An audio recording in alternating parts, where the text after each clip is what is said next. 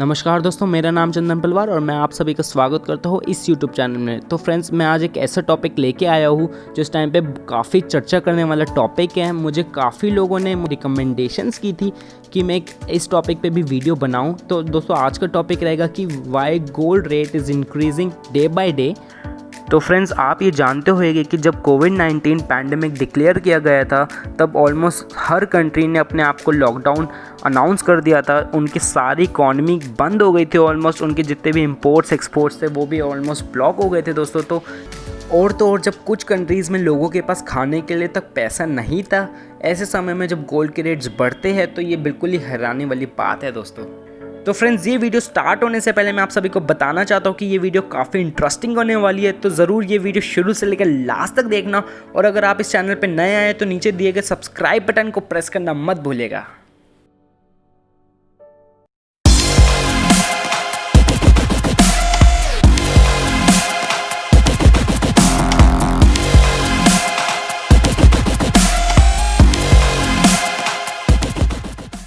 तो फ्रेंड्स, सबसे पहले आपको एक चीज़ जानना बहुत ही ज़्यादा ज़रूरी है कि इंडिया का जो गोल्ड का सोर्स है वो क्या है। तो फ्रेंड्स, मैं आपको बता देता हूँ कि अगर हम माइनिंग की बात करते हैं इंडिया में, तो दोस्तों माइनिंग में काफ़ी ज़्यादा खर्चा आता है, जिसकी वजह से इंडिया में माइनिंग सूट नहीं करती गोल्ड को एक्सट्रैक्ट करने के लिए। और तो और इंडिया में इसका रिसाइकलिंग प्रोसेस भी अच्छा नहीं है। तो फ्रेंड्स, माइनिंग एंड एक्सट्रैक्शन की कॉस्ट ज़्यादा होने की वजह से इंडिया में माइनिंग कंपनीज़ बहुत ही ज़्यादा लिमिटेड है, और इसी वजह से हम इंडिया जो है वो ग्लोबली डिपेंडेंट है इंपोर्ट पे। अगर हम बात करते हैं कोविड-19 लॉकडाउन के पीरियड में इंडिया के लिए, तो फ्रेंड्स मैं आपको बताना चाहता हूँ कि अप्रैल और मई के समय में गोल्ड की जो इंपोर्ट्स थी वो 99% से फेल हो चुकी थी। तो दोस्तों, इसकी सप्लाई ऑलमोस्ट नेग्लिजिबल हो चुकी थी।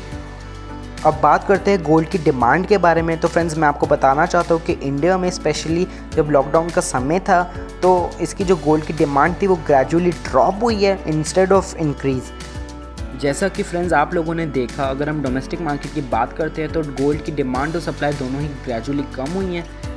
इनफैक्ट अगर हम ग्लोबल मार्केट के बारे में बात करते हैं तो हम ये समझते हैं कि जो टॉप 2 बायर्स ऑफ गोल्ड है पूरी वर्ल्ड में वो है इंडिया और चाइना। फ्रेंड्स, इंडिया और चाइना में सप्लाई के साथ साथ डिमांड दोनों ही कम हुई है। फ्रेंड्स, अब बात करते हैं गोल्ड प्राइस परफॉर्मेंस की ग्लोबल मार्केट के हिसाब से। तो फ्रेंड्स, मैं आपको बताना चाहता हूँ, जैसे कि आप स्क्रीन में देख रहे होंगे INR में, तो वो 2020 में 34.6% से गोल्ड इंक्रीज़ हुआ है। और अगर हम USD की बात करते हैं तो 28% से ज़्यादा इसमें गोल्ड इंक्रीज़ हुआ है, गोल्ड की वैल्यू। तो फ्रेंड्स, हमें जितना भी सर्वे करना था डोमेस्टिक मार्केट का और ग्लोबल मार्केट का वो अब हम कर चुके हैं। तो फ्रेंड्स, जब हम आगे बढ़ते हैं अब हम ये समझते हैं कि इंडिया में ऐसी कौन सी एसोसिएशन है जो डिसाइड करती है गोल्ड का प्राइस। तो friends, Indian Boolean and jewellers association यानी IBJA एक ऐसी एसोसिएशन है जो कि 10 बिग इन्फ्लुएंशियल ज्वेलर्स से बनी है दोस्तों। ये हमें डेली के जो भी गोल्ड रेट्स है वो हमें बताती रहती है। तो फ्रेंड्स, ये जो इनके फैक्टर्स है जो भी गोल्ड रेट को अफेक्ट करते हैं, वो सबसे पहले फैक्टर है इंटरनेशनल प्राइसेस का ऑब्वियसली। सेकंड जो फैक्टर है वो है the dollar rupee exchange rate. तो जो डॉलर और रुपी का एक्सचेंज रेट है वो भी सबसे ज़्यादा मेजर फैक्टर है गोल्ड के प्राइस फ्लक्चुएट होने में। और थर्ड जो रीज़न है वो टैक्सेस है कि इंडियन गवर्नमेंट क्या टैक्स चार्ज कर रही है इंडिया में गोल्ड के लिए। और जो लास्ट ऑप्शन है वो प्रॉफिट मार्जिन है गोल्ड वेंडर्स का यानी गोल्ड सेलर्स का। चलिए फ्रेंड्स, अब बात करते हैं कि gold price day by day increase होने का जो सबसे बड़ा रीज़न है वो क्या है। तो फ्रेंड्स, अब अपनी सारा ध्यान इधर इस वीडियो पे दे दीजिए। जैसा कि मैंने आपको बताया था कि ग्लोबल लेवल पे जो टॉप बायर्स है वो इंडिया और चाइना हैं गोल्ड के, और उनकी सप्लाई के साथ साथ उनकी डिमांड भी कम हुई है दोस्तों इस टाइम पे पैंडमिक के समय में। तो फ्रेंड्स, मैं आपको बताना चाहता हूँ कि जो इंटरनेशनल लेवल पे अगर हम बात करते हैं तो कुछ कंट्रीज़ है जो, जैसे कि अगर हम वेस्टर्न कंट्रीज़ के बारे में बात करते हैं तो फ्रेंड्स ऐसे समय में उन्होंने गोल्ड पे इन्वेस्ट करना ज़्यादा प्रेफरेबल समझा। डेवलप्ड कंट्रीज़ में दोस्तों ये माना जाता है कि अगर इकोनॉमिक क्राइसिस है तो सबसे ज़्यादा जो भी फेवरेबल ऑप्शन है इन्वेस्टमेंट का वो है गोल्ड। अगर फ्रेंड्स हम बात करते हैं इकोनॉमिक क्राइसिस 2008 और 2009 की, तो फ्रेंड्स जैसा कि आप लोग चार्ट में देख रहे होंगे कि इस टाइम पे जब इकोनॉमिक क्राइसिस था, जब इकोनॉमिक मार्केट यानी जो स्टॉक मार्केट की हम बात करते हैं वो भी क्रैश हो चुकी थी कम्प्लीटली। तो इस समय में भी बहुत सारी कंट्रीज़ में जो गोल्ड की प्राइसेस थी वो ग्रेजुअली इंक्रीज़ हुई है। दोस्तों ये इंक्रीज़ इसलिए हुई थी क्योंकि इसमें गोल्ड पे ज़्यादा हैवी इन्वेस्टमेंट्स चालू हो चुकी थी। जो भी डेवलप्ड कंट्रीज़ के लोग हैं वो गोल्ड में इन्वेस्ट करना ज़्यादा प्रेफरेबल समझते हैं क्योंकि गोल्ड जो है वो सबसे ज़्यादा सेफेस्ट ऑप्शन माना जाता है इन्वेस्टमेंट का। और भी ज़्यादा क्लैरिटी के लिए मैं आपको एक एग्जांपल देना चाहता हूँ। जैसे कि अगर हम न्यूयॉर्क की बात करते हैं तो more than 700 metric tons of gold की रिक्वायरमेंट की गई है, यानी डिमांड की गई है न्यूयॉर्क में इस साल में। तो फ्रेंड्स 700 मेट्रिक टन यानी 7 लाख केजी ऑफ गोल्ड। अगर हम इंडिया की बात करते हैं फ्रेंड्स तो दोस्तों यहाँ पे जो गोल्ड के बायर्स है यानी आप और मैं, हम प्रेफर करते हैं कि फ़िज़िकल फॉर्म में हम गोल्ड को परचेज़ करें यानी ज्वेलरी मोड में। तो फ्रेंड्स मैं आप सभी को बताना चाहता हूँ कि जो भी डेवलप्ड कंट्रीज़ है वहाँ पे ये सिस्टम बिल्कुल भी नहीं है। वहाँ पे ज्वेलरी का सिस्टम बहुत ही ज़्यादा लिमिटेड है। वहाँ पे जो गोल्ड को ज़्यादातर वो इन्वेस्टमेंट ऑप्शन के नज़रिए से देखते हैं। तो फ्रेंड्स वहाँ पे कोई ऐसा ज़रूरी नहीं है कि वो फ़िज़िकल फॉर्म में ही परचेज़ करना ज़्यादा प्रेफर करते हैं। दोस्तों वो ज़्यादातर जैसे पैंडेमिक के समय में उनके जो भी वर्चुअल फॉर्म्स ऑफ गोल्ड था वो ज़्यादा उसकी डिमांड रही गई है। दोस्तों वर्चुअली वो इन्वेस्ट कर सकते हैं एक्सचेंज ट्रेडेड फंड्स के थ्रू।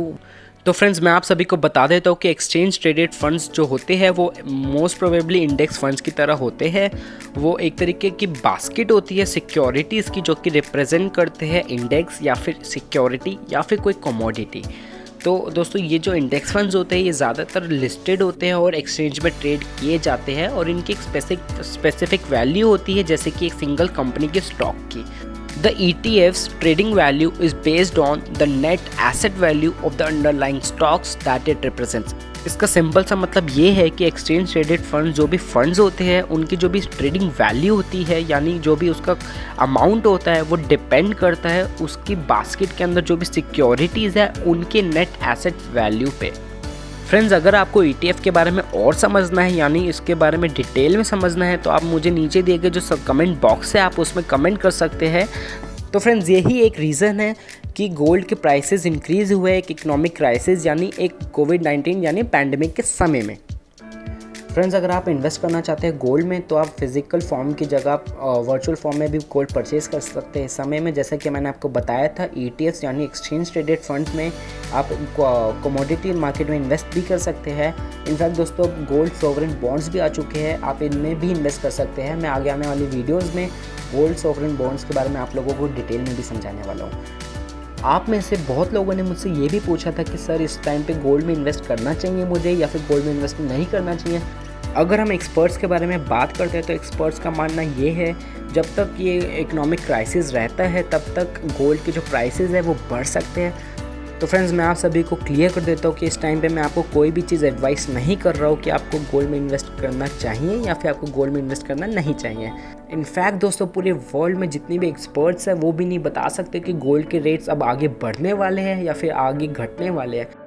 अगर आपको ये वीडियो पसंद आई है तो आप इस वीडियो को लाइक कर सकते हैं। नीचे दिए गए कमेंट बॉक्स में आप बता सकते हैं कि आपको ये वीडियो कैसी लगी। चलिए फ्रेंड्स इसी के साथ मैं आपसे इजाज़त लेता हूँ। जय हिंद, जय भारत।